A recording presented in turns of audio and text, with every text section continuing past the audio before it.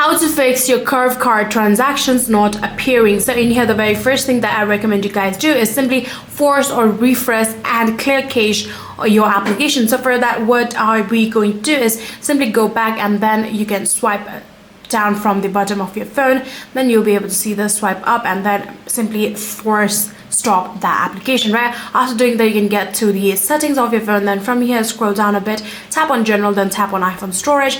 From here, keep on scrolling until you find the curve card.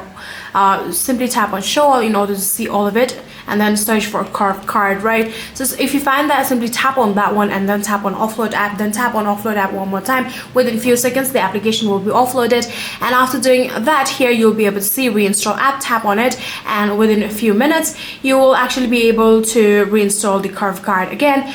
And after doing that, you'll be able to successfully offload or clear all of the cache of the application. Then from here, you can simply check if it worked or not. So even after doing all of that, if it's still not working, then finally you can either check underlying payment card, or you can like relink underlying card too.